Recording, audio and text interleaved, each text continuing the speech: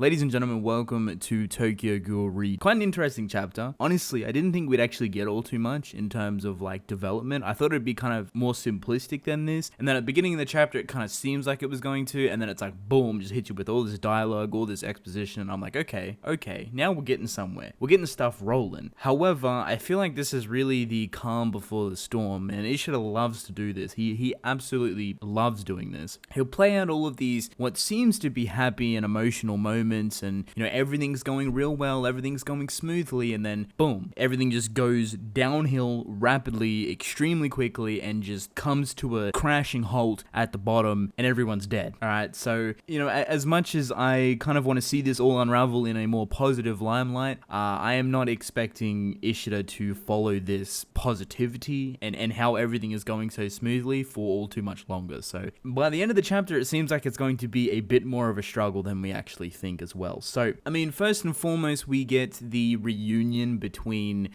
Kimi and Nishiki, which, is not too bad. I honestly don't really care all too much for that. I know a lot of you guys most likely will. But what was interesting is the information that she wanted to give us, and gave us a little bit more insight on Dr. Kanao, which is a good thing. I always love information on characters that are now currently dead, supposedly, and kind of just adds more to their character, even though they are gone. So, she really does solidify that what Dr. Kanao was doing really had no ulterior motive. It seemed like it honestly seems like the depiction of him being this big bad villain that we've had throughout the entirety of the story kind of all boils down to him wanting to change the human world and wanting to show the human world this abomination of a ghoul, and how this can be transferred, this what they call ghoulology, into the human world, into the medical field. So I think that's really good on Ishida's part, because it's very deceptive throughout the entirety of the story, which is something you don't really expect. Like, you see Dr. Kanao and you hardly ever see him actually, but when he comes into the story, he's portrayed as this big, massive, bad villain, and he's done all these horrible things, and he has done all these horrible things, obviously, but he had a more pure cause because of that. We all theorized that he had something bigger in motion, like, he was trying to create something else, or do something, or work with these people, but he really just skipped along the stepping stones to get to where he needed to be, and to get the power that he needed to do it. So I guess teaming with Furuta was the most plausible option, and he got exactly what he wanted. He created this being, and he turned all of the eyes of the human world onto this abomination. And see, they don't know that this abomination is from a ghoul. They don't know that Kaneki is inside of this. All they're going to know, most likely, when it does start to get reports and everything starts flooding in with how they're going to deal with this massive structure, is that ghouls are working with the CCG to help take down this thing. And that is kind of the step in the right direction, with kind of joining both the worlds together because of this big catastrophe. They don't know Kaneki's in this thing. They don't know that this thing's technically a ghoul. What they're looking at is just a big, massive monster created by a human, right? And Kimi kind of says that the world's going to label her as a traitor, obviously, same with Dr. Kanao,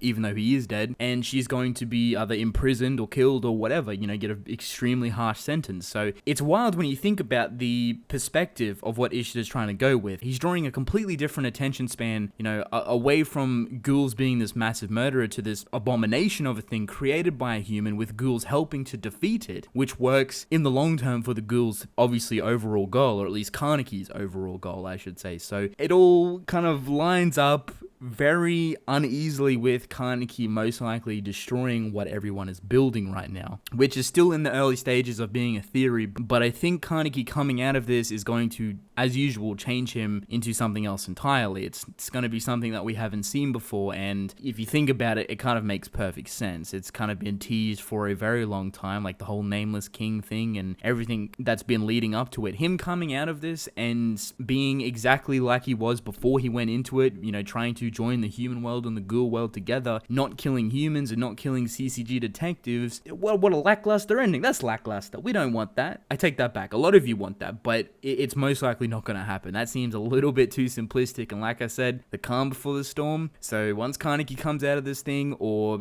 even if he's still in this thing and he's starting to wake up, obviously, everything's going to go downhill, most likely super quickly. So I'm glad Kimi gave us that perspective, as well as a little bit more of a backing for Dr. Kanao and whatnot. So that's good. That's good. So I've been waiting for this type of information for a little bit now, because moving on from the Kimi situation, we move on to Matsuri and Yuri, who are kind of meeting up and having a bit of a discussion. And they actually talk about the one-eyed ghoul of the WASHUU, which is something that I've been talking about for quite a bit now. I created a whole theory on it and whatnot. And it's kind of going down the line that I'm expecting it to. They do actually explain how they managed to defeat the original One-Eyed King, or the underground One-Eyed King, or the one-eyed ghoul of the WASHUU, whatever you want to call him. And he was that underground structure that we saw. To put simply, all the children, all the adults, everyone, all the ghouls underground at that time when they were getting attacked by this one-eyed ghoul of the WASHUU, or the underground king, all attacked him at once. And they actually managed to defeat him, luckily, obviously at a massive loss. But because of this, his body crystallized and it kind of hardened over, like I said, like a husk, basically. So it still stayed there, which could actually be very beneficial to, the medical research. If they could take this husk and use the DNA from it and the blood system and everything from this to transfer it over to the human society, that's another big step to it. Now that we got some sort of construct of what could potentially happen with Kaneki getting ripped out of this form, this husk, this,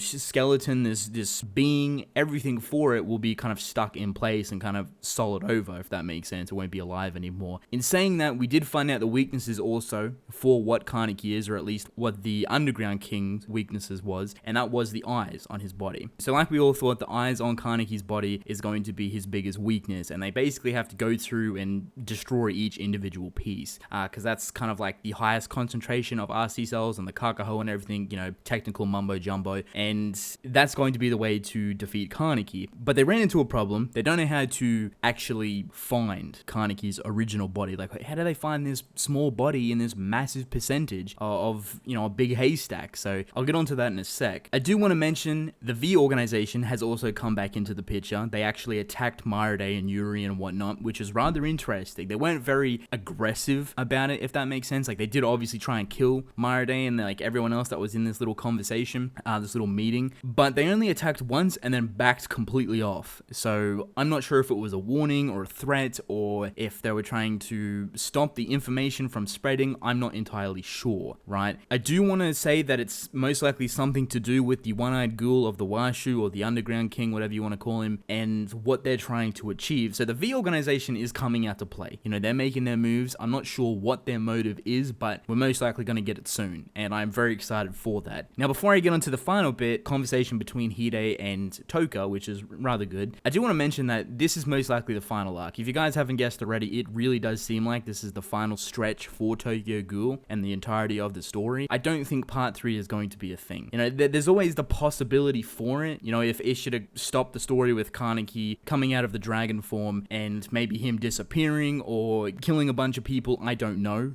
Something extreme happened and then he just ended the story and started a very small part 3. That's always a possibility. But at the moment, we're getting everything out in the open, and we're getting the information that we need to actually end off the story with the V organization, the origins of the WASHUU family, the one-eyed ghoul of the WASHUU, dragon, the Naga serpent, like everything's coming out to place. So final stretch, we're there. We're in there, that's for sure. We're very much here. So it's only a matter of time to see how progressive Ishida really gets and how brutal and dark things get. So the final conversation between Toka and Hide was rather interesting. They solved a problem for finding Kaneki, in this massive body, and this is obviously thanks to Hide sparking up a conversation with Toka. He actually takes off his mask, reveals his face. We don't get to see it. Another tease as usual. Ishida, I don't even know at this point. I don't know why he's still teasing it. I don't know why it's like a massive deal. Maybe it's going to be revealed when Kaneki sees Hide for the first time to, I don't know, get that emotional impact of how much damage Kaneki done. But I don't know. He's missing a bottom jaw. He's missing a tongue. He's missing a mouth. He's just got scars all along his chin. His throat, chin. I don't know. All right, but they keep hiding it for that fact. I'm guessing for the emotional impact of the reunion between them. But he sparks up the conversation.